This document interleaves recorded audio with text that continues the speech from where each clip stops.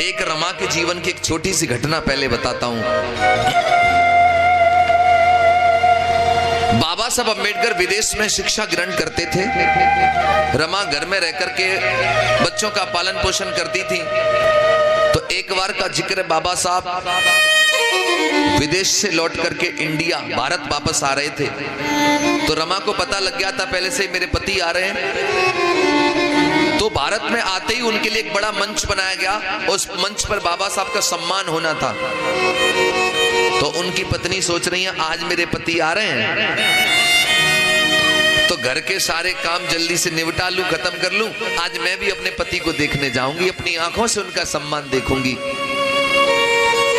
तो रमा घर के सारे काम माता बहनों कर रही हैं। और जब घर के सारे गृह कार्य पूरे कर लिए, इधर बाबा साहब मंच पर आ गए हैं और रमा तैयार होने के लिए मन कर रही है कि एक साड़ी निकाल लूं और तैयार होकर के जाऊंगी। तो रमा ने जैसे बक्सा खोला, साड़ी निकाली और ऐसे करके जब साड़ी खोली तो साड़ी में जगह जगह छेद हो रहे थे। रमा की आंखों में साड़ी को देख करके आंसू आ गए। रमा सोचने लगी मेरे पति का मंच पे सम्मान होगा और ये फटी हुई साड़ी मैं पहन कर जाऊंगी तो मेरे पति की बेइज्जती ना होगी। लेकिन मेरे पास तो एक अच्छी साड़ी नहीं है पहनने के लिए, अब मैं क्या पहन के जाऊं और मुझे पति का सम्मान देखना ही है। तब रमा को याद आया कि साहू जी महाराज ने एक बार मेरे पति को सर पे वो फेंटा बोलते हैं पगड़ी, वो बांधी थी। अगर साड़ी नहीं है तो क्या मैं उसी को साड़ी की तरह पहन करके चली जाऊंगी। तो रमा ने वही फेंटा निकाला, वो पगड़ी निकाली और साड़ी की तरह उसको लपेट लिया माताओं बहनों। और लपेटने के बाद वो बाबा साहब अम्बेडकर का अपने पति का सम्मान देखने के लिए गई। मंच बना था, काफी भीड़ थी।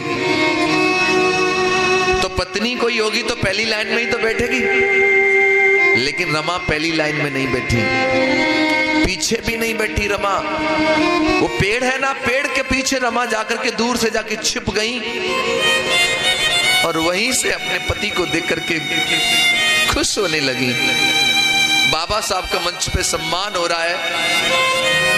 बाबा साहब जब मंच पे अपना भाषण दे रहे हैं तो बाबा साहब की आंखों ने अपनी पत्नी रमा को देख लिया।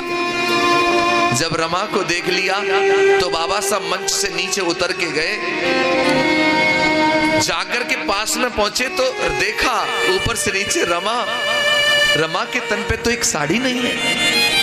रमा वो पगड़ी को, कपड़े को लपेट करके आई है। बाबा साहब ने अपनी पत्नी के हाथ अपने हाथों में ले लिए, कहने लगी बाबा साहब रमा मुझे माफ कर देना, मैं तुम्हारा बड़ा अभागा पति हूं जो तुम्हें एक अच्छी सी साड़ी नहीं पहना पाया।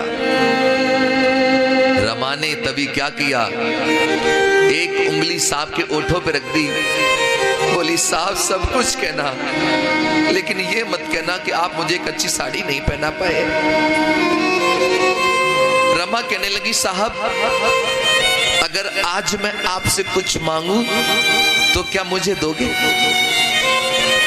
बाबा साहब कहने लगे अरे रमा वैसे भी तूने मुझसे अब तक मांगा ही क्या है, मांगो रमा, क्या मांगना चाहती हो मांगो, आज जो तुम मांगोगी मैं वो तुम्हें दूंगा। बाबा साहब सोच रहे थे रमा कोई गहना मांगेगी, अच्छी साड़ी मांगेगी, ऐसा कुछ मांगेगी। तब रमा ने कहा साहब यदि आप मुझे कुछ देना चाहते हो तो मैं केवल इतना मांगना चाहती हूं कि रमा एक सुंदर साड़ी पहने न पहने, दुनिया में भारत में ऐसा काम करके जाना मेरे साहब जी कि रमा एक अच्छी साड़ी पहने न पहने, लेकिन भारत में रहने वाली हर महिला, हर औरत, हर रमा एक सुंदर साड़ी पहने, बस इतना सा काम करके तुम चले जाना। बाबा साहब कहने लगे अरे पगली क्या मांग लिया तूने? मैं तो सोच रहा था तुम मुझसे गहने मांगेगी, कपड़े मांगेगी, लेकिन तूने क्या मांग लिया?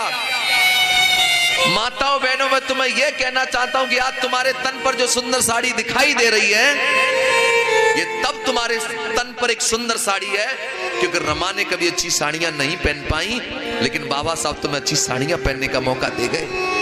रमा के पास तो एक सुंदर साड़ी नहीं थी, लेकिन तुम्हारे पास इतनी साड़ियां हैं आज कि अलमारी का जब दरवाजा खुलता है तो साड़ियों की कतार आंगन में गिर जाती है और तुम सोच में पड़ जाती हो कि इसमें से कौन सी पहनूं। इतनी साड़ियां तुम्हारे पास है। लेकिन बाबा साहब की पत्नी तो उन दिनों गर्दिश में जी और अपना पूरा जीवन समाज के लिए लगा गई, तुम्हारे लिए सब कुछ कर गई। ऐसी थी रमा। लेकिन बड़ा दुख होता है मुझे, लेकिन बाबा साहब अम्बेडकर की चर्चा होती है तो 500 रुपए आदमी दिखाता है तो एहसान करता कि मैंने 500 दे दिया, मैंने 200 दे दिया। अरे तुम्हारे 200 ज्यादा है कि बाबा साहब का जीवन ज्यादा है, रमा का जीवन ज्यादा है। बड़ा दुख होता है मुझे कि जिन्होंने अपना संपूर्ण जीवन, अपना पूरा जीवन समाज के लिए समर्पित कर दिया, आज वही समाज के लोग अपने घरों से निकलने में शर्म महसूस करते हैं। नौटंकी तमाशों में अपना बिस्तर लेके पहुंच जाएंगे, लेकिन बाबा साहब का कार्यक्रम सुनने के लिए उन्हें हाथ जोड़ने पड़ते हैं, आ जाओ सुनने के लिए, आ जाओ सुनने के लिए। ये हालत बनाई है तुमने अपने महापुरुषों की। एक याद रखना एक बात, इंसान को जीवन में कोई चीज तब मिलती है जब इंसान उसकी कीमत चुकाता है। तुम ये कपड़े पहने हो ना, ये कपड़े भी तब पहने हो पहले इनकी कीमत चुकाई है तुमने। ये साउंड भी तब बज रहा है, इसकी कीमत चुकाई गई है। ये टेंट तब लगा, इसकी कीमत चुकाई गई है। ये घड़ी भी तब हाथ में है क्योंकि पहले इसकी कीमत दे दी है मैंने। ये कैमरा भी तब लगा, इसकी कीमत चुकाई गई है। ये बाजा भी तब बजता कि पहले इसकी कीमत चुकाई है। यानी पहले कीमत तो चीज बाद में मिलती है। मैं पूछना चाहता हूं, एक चीज तुम्हें मिली, तुम भूखे मरते थे, खाने को भोजन नहीं होता तो मरा हुआ मांस भी खा जाते थे पेट भरने के लिए, लेकिन आज ताजा बढ़िया भोजन करते हो। मैं पूछना चाहता हूं, इस ताजे भोजन की कीमत तुमने चुकाई क्या? पानी के लिए तुम तरस जाते थे, पीने को पानी नहीं मिलता था, लेकिन आज बिसलरी का पानी पीते हो, क्या इसकी कीमत तुमने चुकाई? मान सम्मान तुम्हारी जिंदगी में नहीं था, कमर में झाड़ू, गले में हांडी होती थी, लेकिन आज गले में मालाएं पड़ती है, सम्मान होता है, क्या इसकी कीमत तुमने चुकाई?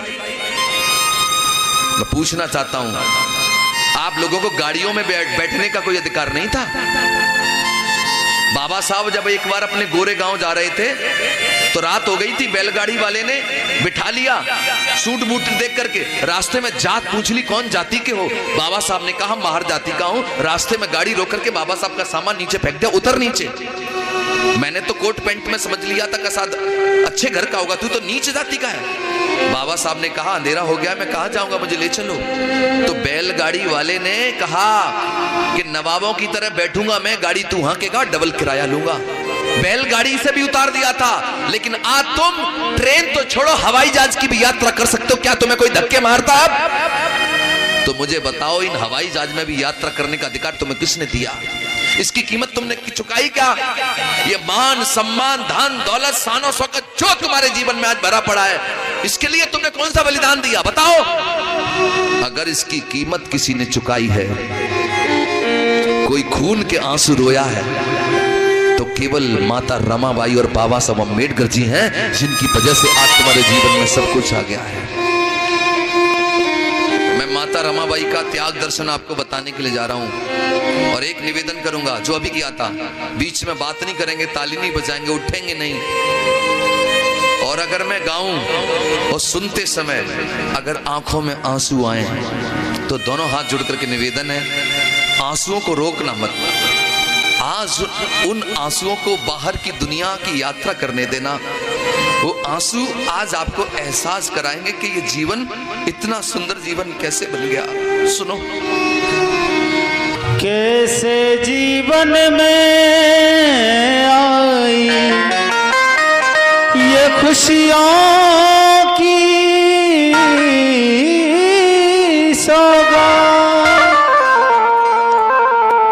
थाम के दिल सुनना सभी, ये दर्द भरी है बात, दर्द भरी है बात,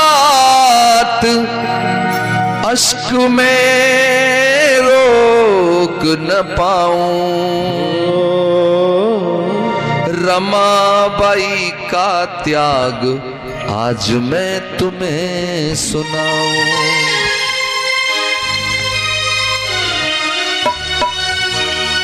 सुने पहली लाइन, जब मिला बाबा को वजीफा मेरे भीम बड़े हर्षाए।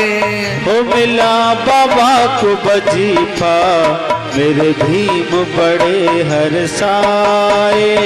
लेके वजीफा भीम जी तब रमा के पास में आए। परम पूज्य बाबा साहब को जब पहली बार सियाओजी राय गायकवाड़ जी से विदेश पढ़ने के लिए 25 रुपया अनुदान यानी वजीफा के रूप में मिला, तो वो 25 रुपया लेकर के बाबा साहब अपनी पत्नी के पास में आए और कहने लगे, रमा मुझे विदेश पढ़ने के लिए अवसर मिल गया है, मौका मिल गया है। क्या बोले? कहने लगे जब विदेश पढ़ूंगा, कहने लगे जब देश पढ़ूंगा, कहने लगे जब विदेश पढ़ूंगा अनुमति रहे मांग रमा का। क्या सुनाऊं भीम की महिमा गाऊं, हो रमा का त्याग सुनाऊं, भीम की महिमा गाऊं। जब बाबा साहब अंबेडकर जी को विदेश पढ़ने के लिए 25 रुपया अनुदान मिला, तो 25 रुपया लेकर पत्नी के पास में आए, कहने रमा मैं विदेश पढ़ने के लिए जाना चाहता हूं, चला जाऊं? रमा कहने लगी, साहब आप ये हमसे पूछ रहे हो? अरे भला हम कैसे मना कर देंगे कि आप विदेश पढ़ने ना जाइए, आपको जैसे तैसे मौका मिला पढ़ करके आइए, भारत में रहने वाले तमाम गरीब लोगों को उनकी जिंदगी का उद्धार कर दीजिए। बाबा साहब कहने लगे, रमा मैं तो चला जाऊंगा, लेकिन हमारे 3 बच्चे हैं, बड़ा बेटा यशवंत, एक गंगाधर, एक रमेश, क्या मेरे जाने के बाद इन 3 बच्चों का तुम पेट भर लोगी? रमा कहने लगी, साहब आप दुखी ना होइए, आप अपना दिल छोटा ना करिए, मैं मेहनत मजदूरी करूंगी, बच्चों का पेट भर लूंगी, लेकिन आप पढ़ाई को मत रोकिए, आप चले जाइए विदेश। तब बाबा साहब अपनी पत्नी और 3 बच्चों को छोड़ करके विदेश चले गए। और विदेश में जब पहुंचे बाबा साहब तो क्या करते हैं, सुनो। भीम पढ़ाई की खातिर संघर्ष करें दिन राती। ओ भीम पढ़ाई की खातिर संघर्ष करें दिन राती। भीम पढ़ाई की खातिर संघर्ष करें दिन राती।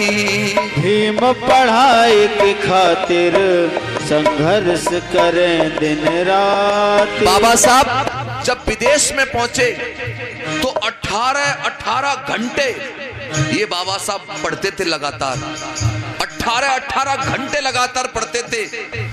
और विदेश में जब पैसा नहीं होता था भोजन करने के लिए तो ब्रेड खा करके बाबा साहब पेट भर लेते थे, लेकिन फिर भी 18 घंटा पढ़ते थे। उधर विदेश में बाबा साहब पढ़ाई के लिए दिन रात संघर्ष कर रहे हैं, मेहनत कर रहे हैं। इधर घर में माता रमाबाई क्या कर रही है, सुनो। भीम पढ़ाई की खातिर संघर्ष करें दिन राती। भीम पढ़ाई की खातिर संघर्ष करें दिन राती। घर में रमा और बच्चे पर जले दिया ना बाती। माता रमाबाई मुंबई की गलियों में जाती हैं, इतिहास बताता है गोबर इकट्ठा करती हैं, उपले कंडे बनाती हैं, सुखाने के बाद उनको बेचती हैं, तब जाकर के घर में बच्चों को रोटी मिलती है। कभी साग होता है तो रोटी नहीं, रोटी होती तो साग नहीं। गर्दिश के मुसीबत के दिन उन्हीं दिनों रमा के 2 बच्चे गंगाधर और रमेश बारी बारी करके बीमार हुए। रमा के जब बच्चे बीमार हुए तो रमा बड़ी दुखी हो गई। रमा वैद्यों के पास जाती हैं इलाज करवाने के लिए, कहती हैं वैद्य जी मेरे बच्चे बहुत बीमार हैं, मेरे बच्चों का इलाज कर दो वरना मेरे बच्चे मर जाएंगे। तो वैद्य कहता है तेरे पास पैसे हैं? तो रमा कहती है मेरे पति परदेश गए हैं, जब लौट करके आएंगे तो पाई पाई चुका दूंगी, मेरे बच्चों का इलाज कर दो। माताओं बहनों वैद्य धुतकार देता है। रमा कभी पैसों का इंतजाम कर भी लेती है तो दवा नहीं मिलती, और जब दवा होती है तो पैसे नहीं होते हैं। इसी गरीबी में, बीमारी के कारण और दवाइयों के अभाव में माता रमाबाई यानी बाबा साहब के 2 बच्चे गंगाधर और रमेश ने अपना वारी वारी करके दम तोड़ दिया। जब 2 बच्चे बाबा साहब के मर गए, उधर बाबा साहब आधी पढ़ाई करके और अपने घर लौटे हैं। उस समय का दृश्य मैं आपकी आंखों के सामने ला रहा हूं, सुनो। बाबा साहब अपनी पत्नी से बोले, रमा हमारे बच्चे नहीं दिख रहे, बच्चे कहां हैं? आप इस बात को सब जानते हो कि बाप कहीं से भी हारा थका आए और औलाद गले लग जाए तो बाप की सारी थकान दूर हो जाती है। लेकिन जब बाबा साहब के बच्चे गले नहीं लगे तो बाबा साहब का पूछना लाजमी था कि बच्चे कहां हैं। जब बाबा साहब ने अपनी पत्नी से पूछा, बच्चे कहां हैं रमा, तो रमा की आंखों में आंसू आ गए। जब आंखों में आंसू आ गए तो बाबा साहब कहने लगे, रमा तुम क्यों रो रही हो, क्या छुपा रही हो रमा, तुम मुझे सच बताओ बच्चे कहां हैं। तो हिलकी सी भर गई रमा की और आंसू आंखों में भर करके बोली, क्या? 2 दुख में गुजर गए बच्चे, यूं रमा ने बोल सुनाए। 2 दुख में गुजर गए बच्चे, तब रमा ने बोल सुनाए। कहने लगी, साहब जी आपके पीछे 2 बच्चे बारी बारी करके बीमार हुए, मैंने उनका बहुत इलाज करवाया साहब जी, लेकिन आपके बच्चों को मैं बच्चा नहीं पाई साहब जी। और बोली, कोशिश की मैंने बहुत साहब जी, कोशिश की मैंने बहुत साहब जी, तो छोड़ गए प्राण, रमा का त्याग बताऊं, भीम की महिमा गाऊं। हो रमा का त्याग बताऊं, भीम की महिमा गाऊं। जब बाबा साहब आधी पढ़ाई करके घर लौटे तो यही दुनिया के लोग बाबा साहब को कह रहे थे, अरे डॉक्टर अम्बेडकर को तो वजीफा मिला है, वो तो वजीफा की वजह से पढ़ के आए हैं। लेकिन यही बाबा साहब अकेले में बैठे रो रहे थे और कह रहे थे, दुनिया वालों तुम क्या समझोगे मेरी पढ़ाई की कीमत, मेरी पढ़ाई की कीमत वो वजीफा नहीं है। अगर कीमत का अंदाजा लगाना चाहते हो तो लगाओ। मेरे प्यारे प्यारे 2 बच्चे गंगाधर और रमेश इस पढ़ाई की वजह से ही बलिदान हो गए, यही मेरी पढ़ाई की असली कीमत है। आप सब लोग इस बात को जानते हो कि अगर घर में कोई मर जाए तो कोई आदमी साथ में मर नहीं जाता, जिंदगी जीता है। तो बाबा साहब भी जीने लगे और धीरे धीरे करके वक्त ने करवट लिया। बाबा साहब के एक मित्र नवल भटेना जी बाबा साहब से मिले और बाबा साहब को बोले, बाबा साहब आपकी आधी पढ़ाई हो चुकी है और आधी अभी बाकी है, तो आधी पढ़ाई जो बाकी है उसको पूरा करने के लिए आप दोबारा विदेश क्यों नहीं चले जाते। तो बाबा साहब ने बड़े दुखी हृदय से कहा कि मेरे पास विदेश पढ़ने के लिए पैसा नहीं है, मैं कैसे जाऊं। उस जमाने में नवल भटेना जी ने बाबा साहब अम्बेडकर जी को 5000 रुपया मदद के रूप में दिया बाबा साहब को, और बाबा साहब वो 5000 रुपए लेकर के अधूरी पढ़ाई को पूरा करने के लिए दोबारा विदेश गए। और उनके जाने के बाद क्या हुआ सुनो।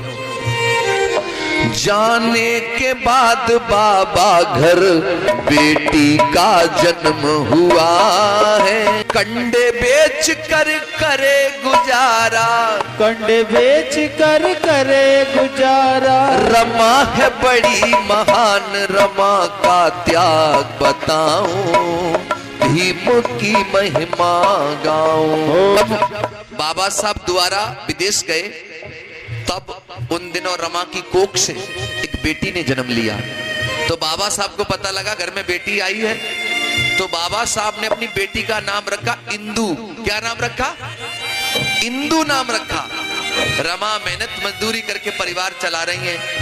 बेटी घर के आंगन में खेलती कूदती और बड़ी हो रही है, और खेलती कूदती बेटी धीरे धीरे करके मां बहनों साल भर की हो गई। साल भर की बेटी घर के आंगन में फूल की तरह खिलती है। रमा पूरा दिन बेटी को देख देख करके गुजार लेती है, लेकिन बड़े दुख के साथ मुझे बताना पड़ रहा है, वो साल भर की बेटी धीरे धीरे करके वो भी बीमार हो गई।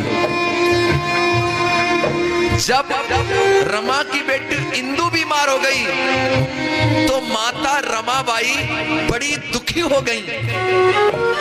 क्यों दुखी हो गई? कि उनके दो बेटे तो पहले से ही बीमारी से जा चुके थे, अब कहीं बेटी ना चली जाए। तो रमा मेहनत मजदूरी करके और पैसे इकट्ठा करने लगी ताकि बेटी का इलाज करवा पाए। तो रमा ऊपले कंडे बेच बेच करके परिवार चलाती हैं और पैसा इकट्ठा करती हैं। एक दिन की घटना सुनो। रमा जब कंडे बेच करके घर आई तो उन्हें घर आते ही अपने पति का पत्र मिला। तो एक पड़ोसी को बुलवाया, भैया ये मेरा पत्र आया है, मेरे साहब का जरा पढ़ो इसे क्या आया है इसमें। वो पत्र फाड़ करके पढ़ा, घर में बीमार बेटी है। एक व्यक्ति पत्र पढ़ रहा, रमा सुन रही है, क्या लिखा है? हे रमा, मैं विदेश में हूं और मैं ठीक से रह रहा हूं, उम्मीद करता हूं कि तुम भी अच्छे से घर पे होंगी। लेकिन रमा एक बहुत बड़ी समस्या आ गई है। मैं जो 5,000 रुपए लेकर के आया था वो धीरे धीरे करके मेरी पढ़ाई में खर्च हो गए हैं, और मेरे पढ़ाई के लिए मुझे पैसों की जरूरत है। रमा मैं विदेश में हूं, मैं किसी से मांग नहीं सकता। अगर हो सके तो कुछ पैसों का इंतजाम करके रमा भेज दो, वरना मेरी पढ़ाई मेरी सारी मेहनत बेकार चली जाएगी। जब रमा के आंखों के सामने पत्र पढ़ा जा रहा था और शब्द कानों को छू रहे थे, रमा की आंखों से आंसू गिर रहे थे। एक झलक रमा अपनी बीमार बेटी पे डालती है और एक नजर माता रमाबाई पत्र पर डालती हैं। आंखों में आंसू भर भर के माता रमाबाई रोने लगी। और रोने लगी, क्यों रोने लगी माता रमाई? इसलिए क्योंकि रमा ने मेहनत मजदूरी करके थोड़े से पैसे इकट्ठे किए हैं। रमा सोच रही हैं, इन पैसों से पहले बेटी का इलाज करवाऊं कि इन पैसों को पति की पढ़ाई के लिए भेज दूं। अगर ये पैसे मैंने बेटी के इलाज में लगा दिए तो मेरे पति की पढ़ाई रुक जाएगी, और यदि ये पैसे मैंने पति की पढ़ाई के लिए भेज दिए और मेरी बेटी का इलाज नहीं हुआ तो मेरी बीमार बेटी मर जाएगी। अब कोई तो बताए मुझे, मैं क्या करूं? मैं पहले अपनी बेटी बचाऊं कि पति की पढ़ाई कराऊं? कोई तो बताओ मुझे। मैं पूछना चाहता हूं, अगर ये घड़ी तुम्हारी आंखों के सामने आ जाए तो क्या करेगी कोई मां?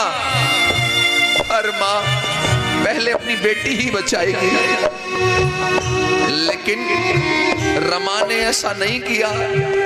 रमा ने सारे पैसे इकट्ठे किए और पति को भेजने का मन बना लिया। क्यों? रमा जानती थी कि यदि आज मेरी बेटी का इलाज नहीं हुआ तो एक बेटी मरेगी आज मेरी, और यदि मेरे साहब की पढ़ाई रुक गई तो भारत में कितनी बेटियां मर जाएंगी, फिर इसका कोई अंदाजा नहीं लगा पाएगा। तो एक बेटी मरे तो मर जाए, मैं एक बेटी के पीछे तमाम करोड़ों बेटियों को बलिदान नहीं कर सकती। तो माता रमाबाई ने सारे पैसे इकट्ठे किए, पहले अपनी पति की पढ़ाई के लिए सारे पैसे भेज दिए, और जब बीमार बेटी इंदु का इलाज नहीं हुआ तो रमा की बेटी इंदु ने घर के आंगन में दम तोड़ दिया। जब बेटी ने दम तोड़ दिया तो रमा चीख करके अपनी बेटी को गोदी में लेकर के रोने लगी, तड़पने लगी। रमा, तब मेरा समाज के लोगों से कहना है, रमा चाहती तो बचा लेती अपनी बेटी को, लेकिन रमा चाहती थी कि साहब पढ़ करके आएंगे तो भारत में तमाम बेटी बेटियों को अच्छी जिंदगी जीने का मौका देंगे, इसलिए इन्होंने अपनी बेटी को बलिदान कर दिया और आपकी बेटियों को बचा लिया। तब मेरा कहना है, आज बाबा साहब की बेटी तो दुनिया में नहीं रही, लेकिन बाबा साहब अपनी पढ़ाई को पूरा करके जब भारत लौट करके आए, घर आए, तो क्या हुआ, बाबा साहब जब पढ़ाई पूरी करके घर लौटे तो उन्हें बेटी नहीं मिली घर में। बहुत दुख हुआ बाबा साहब को, लेकिन आते ही बाबा साहब को नौकरी मिली। तो रमा सोच रही थी मेरे पति आएंगे, नौकरी करेंगे, अच्छी साड़ी मिलेगी पहनने को, अच्छा भोजन मिलेगा खाने को, मैं अपने 3 बच्चों का दुख भूल जाऊंगी। बाबा साहब अम्बेडकर नौकरी के लिए गए, गुजरात के वडोदरा में बाबा साहब नौकरी के लिए गए। बाबा साहब ने मात्र 10 दिन नौकरी की। पहले तो बाबा साहब को किराए का कमरा नहीं मिला जाति की वजह से, तो पारसियों की धर्मशाला में बाबा साहब रुके। जब ऑफिस जाते थे बाबा साहब ड्यूटी के लिए, तो बाबा साहब के कुर्सी मेज कोने में पटक दिए जाते थे। बाबा साहब जब ऑफिस से बाहर आते थे तो पूरी ऑफिस को गौमूत्र से धुलवाया जाता था। अगर चपरासी फाइल लेकर के आता भी था तो दरवाजे के अंदर नहीं जाता था, फेंक करके फाइल देता था। बाबा साहब फाइल को पढ़ते, सिग्नेचर करते, वो भी फेंक के देते, लेकिन वो हाथ नहीं लगाता, पहले गौमूत्र छिड़क के शुद्ध करता, तब फाइल को शुद्ध करके हाथ लगाता। बाबा साहब जो ऑफिस से बाहर जाते तो पूरी ऑफिस को धुलवाया जाता था गौमूत्र से। 10 दिन गुजारे बाबा साहब ने ऐसे, और 11वें दिन लोगों को पता लगा कि डॉक्टर अंबेडकर धर्मशाला में रुकते हैं। तो कुछ लोग लाठी डंडे लेकर के आए और बाबा साहब का सामान रात में ही उठा के फेंक दिया। अरे डॉक्टर अंबेडकर, तुमने धर्मशाला को अपवित्र कर दिया, तुमने इसको दूषित कर दिया। बाबा साहब ने कहा मुझे आज की रात रुक जाने दो, मैं कल दूसरी जगह अपना सामान शिफ्ट कर लूंगा, लेकिन आज रुक जाने दो मुझे। उन्होंने एक नहीं मानी, बाबा साहब का सामान फेंक दिया। उसी रात बाबा साहब अम्बेडकर ने कसम उठाई कि आज के बाद मैं जिंदगी में कभी नौकरी नहीं करूंगा। मैं जब गवर्नमेंट एम्प्लॉई अधिकारी हूं, तब ये लोग मेरे साथ ऐसा व्यवहार करते हैं जातिवाद का, तो मेरी समाज के साथ क्या क्या करेंगे ये लोग।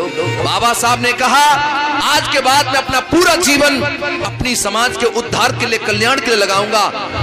अगर मैं अपनी समाज को गुलामी की जंजीरों से आजाद नहीं करवा पाया तो मैं खुद अपने आप को गोली मार करके हत्या कर लूंगा। ये बाबा साहब ने तुम्हारे लिए संकल्प ले लिया। जब उनकी पत्नी को पता लगा कि बाबा साहब नौकरी नहीं करेंगे तो क्या हुआ, जब बाबा साहब ने मना कर दिया मैं नौकरी नहीं करूंगा, समाज सेवा करूंगा, तो उनकी पत्नी ने अपने आप को समझा लिया, साहब जैसी तुम्हारी इच्छा। अब बाबा साहब जब नौकरी नहीं किए तो परिवार बाबा साहब को चलाना था, रोजी रोटी के लिए जरूरत थी पैसों की, तो क्या किया बाबा साहब ने, सुनो। जब वकालत करने लगे, कोर्ट में जाने लगे, तो पूरा पूरा दिन माताओं बहनों बैठे रहते थे अपने बस्ते पर, कोई भी दुजायती केस लेकर के नहीं आता था। 1-1 रुपए के लिए बाबा साहब मोहताज हो गए। परिवार कैसे चले? उन्हीं गरीबी के दिनों में, गर्दिश के दिनों में माता रमाबाई की कोख से एक बेटे ने जन्म लिया।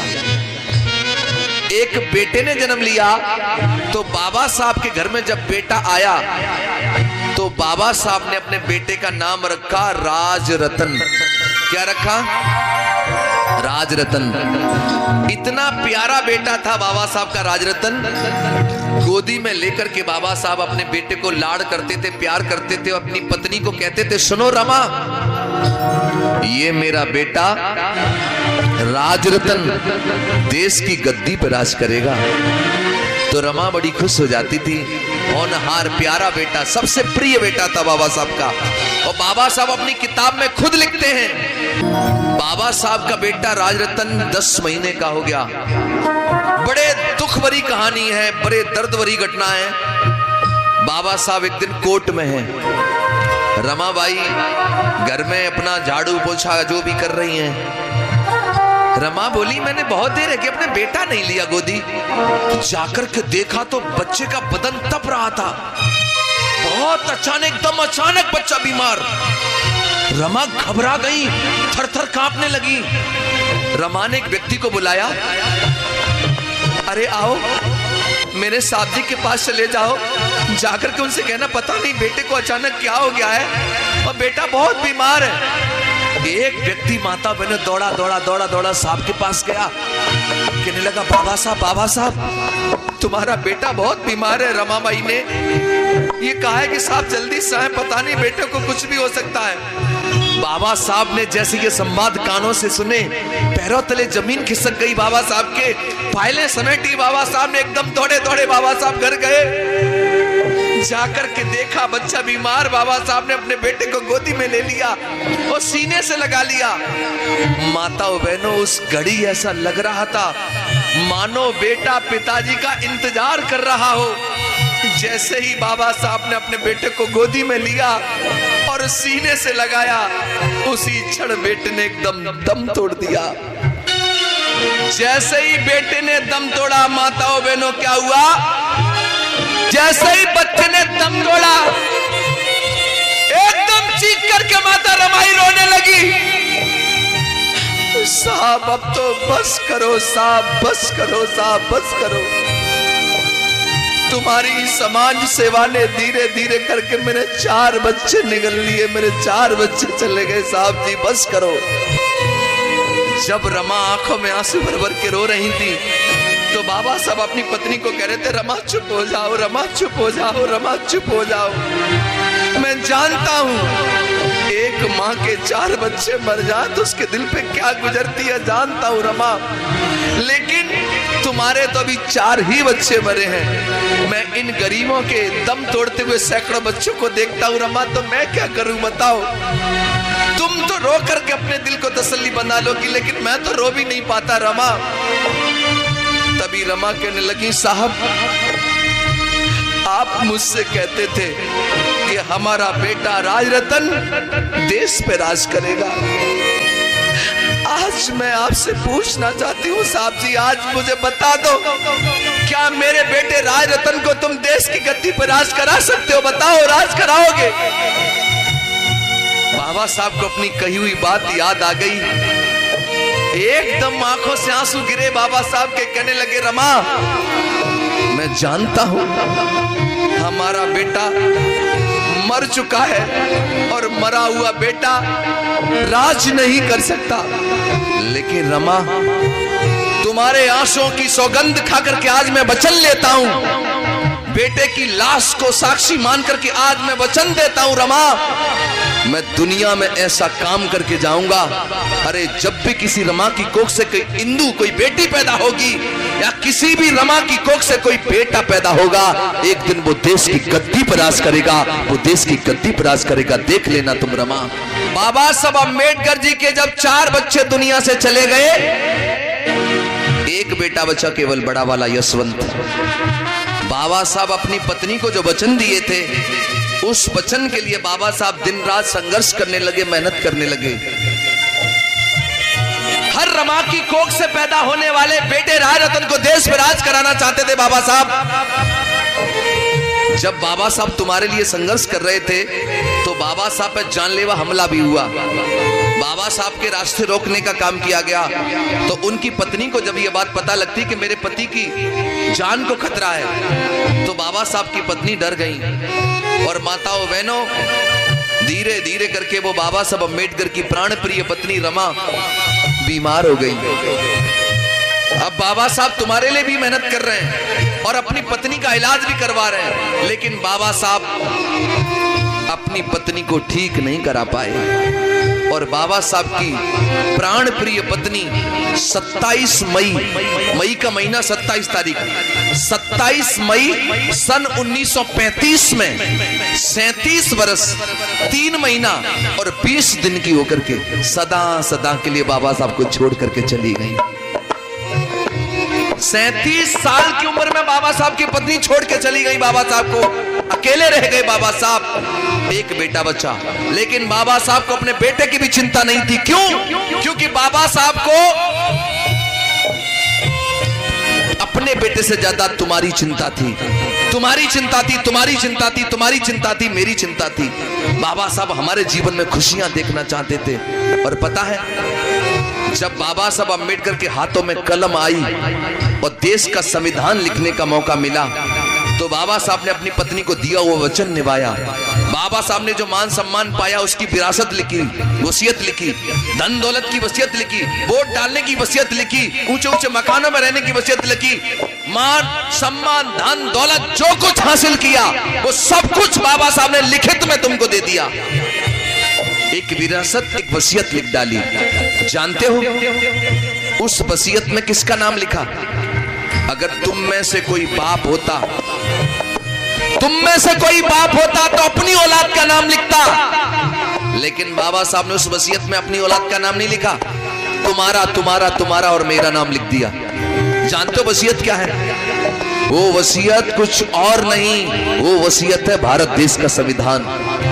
जब तक संविधान जिंदा है तब तक तो तुम लोग जिंदा हो, तुम्हें सारे हक अधिकार मिले हुए, और जिस दिन ये संविधान खत्म हो गया फिर तुम्हारे पास कोई अधिकार नहीं रहेगा। माताओं बहनों, यही बाबा साहब जब बूढ़े हो गए तो आगरा में आए थे 18 मार्च सन 1956 को। आगरा में लाल किले के सामने आंखों में आंसू भर करके बाबा साहब ने एक बात कही थी, संदेश दिया था, ए बहुजन समाज के लोगों, भारत के लोगों, मैं तो बूढ़ा हो चला, मेरी सांसों का कोई भरोसा नहीं है, सांसें कब निकल जाएं, लेकिन मैं तुम्हें इतना बताना चाहता हूं कि मैं अपने 4 बच्चे, अपनी पत्नी, अपना पूरा जीवन लगा करके तुमको यहां तक लेकर के आया हूं।